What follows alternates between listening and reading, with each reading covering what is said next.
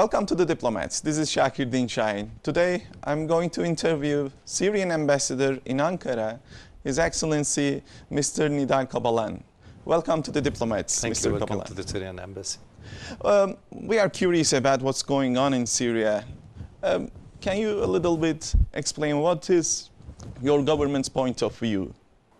First of all, to understand what is going on in Syria, we have to point out the following. There are three categories that have to be taken into consideration when we analyze what has been happening in our country over the last 3.5 months. First of all, there was a category of peaceful demonstrators who went on the streets of Syria calling for better standards of life, for more freedom and all that. And we all, as all Syrians, including us and President, everybody, we support those people, and we actually believe that they have the right to do so. The second category is a group of armed gangs who have been utilizing those peaceful demonstrators for different ends, for other purposes. And those people we are all against, because those people have been killing our civilians, our army personnel, our security forces. The third category, which is probably the most dangerous, is the takfiri groups, those religious fanatics who have been mutilating bodies, who have been committing mass murders in Jisr al-Shughur and elsewhere. And those people, we believe, are not necessarily Syrians. They are Al-Qaeda type fanatics who have a completely different agenda and who are working against the majority of regimes in the region. So the government has been actually dealing with those events in a two-pronged approach. One is by expediting the pace of reform.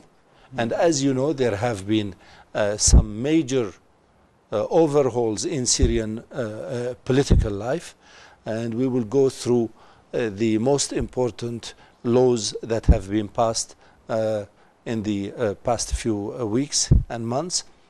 And along with that, as any country would do to protect its national security, our government has been dealing with the armed gangs aspect of those events in the right way. We have arrested hundreds of gunmen. We have hundreds of confessions. Our authorities have seized enormous, huge caches of arms which have been smuggled into Syria from all neighboring countries.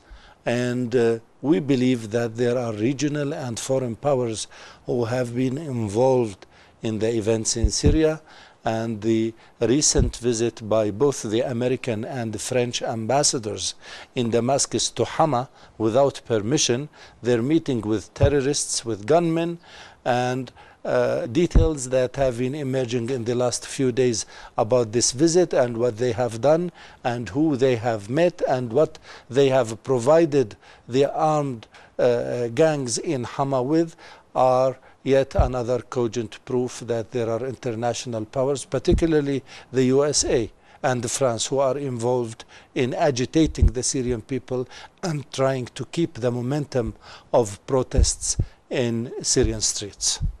You mean there are international forces behind these protests, but aren't these legitimate? Don't these groups have some legitimate demands? Of course.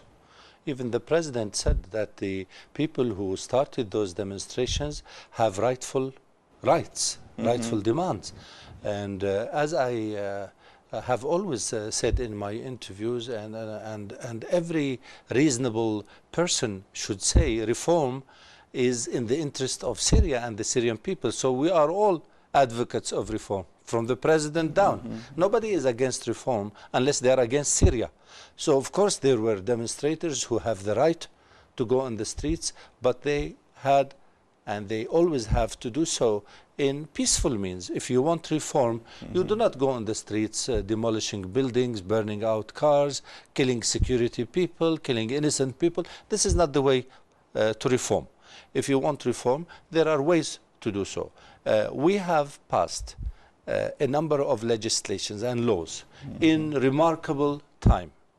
And unfortunately, regional and international media never gives enough attention to what has been provided by the Syrian government. For example, we lifted the state of emergency. We dissolved the higher security court. We have given Syrian nationality to almost 32,000 Kurds who have been deprived of that for over 50 years. That's before late President Hafez al-Assad came to power. So this is an aging problem, but it was yet solved by President Bashar al-Assad. Nobody talks about that. Okay, now there is a new multi-party system law, a new media law, a new parliament, a lot of legislations for raising the standards of living, bringing down the prices of essential articles and commodities. We now have a new constitution that has been debated over the last few days. We started a national dialogue process for 3 days in Damascus, ending yesterday. About 200 people from all stratas of life, about 70 of them are so-called pro-government, but over 130 are independent or sometimes close to opposition personnel who have been deliberating everything that might cross your mind openly, live on television, speaking out their mind, lifting the ceiling of demands to exceptionally high levels. And, you know, the climax of the opposition demands was to amend Article number 8 of the Constitution, which says that the Ba'ath Arab Socialist Party is the leading party in the country. Now, what is being suggested by the President, why don't we write a totally new constitution? Because this is over 40 years old, so maybe we can actually work out together a new constitution that will give more freedom and liberty to everybody. So every single demand of the Syrian people has been met or is being met by the government. Yet nobody is actually talking about that. They want, everybody says, please, you have to make this happen very quickly. Reform should happen overnight. Reform could not happen overnight. And as the President said in one of his recent speeches, we do not work in reactions, we work in actions. We have to build something that will last at least for another 40, 50 years, like the current constitution. We cannot just, you know, react to something and just produce a spur of the moment something that is not viable, that will not be sustained in coming years and decades. But I will give you a comparison. For example, AK Party here has been ruling for almost 10 years, 9 years, 10 years. And they want to introduce some amendments to the Turkish constitution. How long have they been working on that? 5 years? 6 years? At least. It could not happen overnight. And we believe that they believe in what they want to do. So the will is there, okay, but the mechanism, you have to convince the people, you have to persuade your audience, okay, your affiliates that actually this is good for the country. 4 or 5 years. We are not asking for 4 or 5 years. The President said, give us a few weeks, a few months. No, it has to happen today, tomorrow, next week. It doesn't happen that way. It's illogical, it's not proper, it's not good for the country, and anything that's not good for Syria, neither the President nor anybody is going to introduce something unless it's good for the people, for the country. So what is happening now is that everything that the President has promised has been fulfilled or is being fulfilled. Now we have a new parliament soon. We will have a new constitution, a new regional leadership for the Ba'ath Party. So all the junctures of political life are being overhauled. New fresh blood is being introduced. There is a new media law which is revolutionary.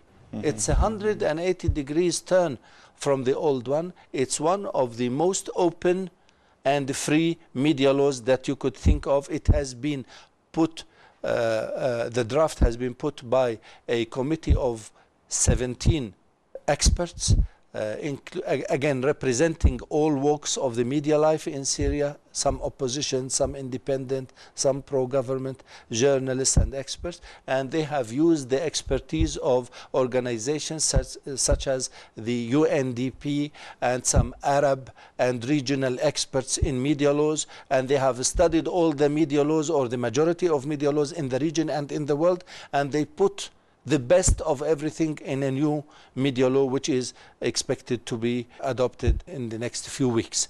So everything is being worked on, everything is being introduced at the maximum fastest possible way to the Syrian people. And we really have to give credit to the Syrian government and the Syrian president as to the speed and to the credibility with which they have been approaching the demands and the needs of the Syrian people.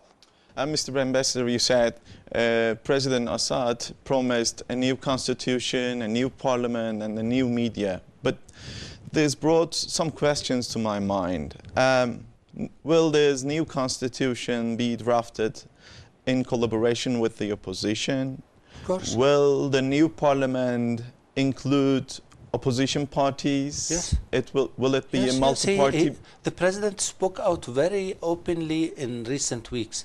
He said we are embarking on a new Syria, a new process. The country is open to everybody, and the national dialogue consultative meeting that was concluded yesterday, they invited opposition from all over the world. Some people rejected, some people apologized, some people took part, some people said we will see what this preliminary meeting will come up with, and then we will take part in the actual National Dialogue Conference.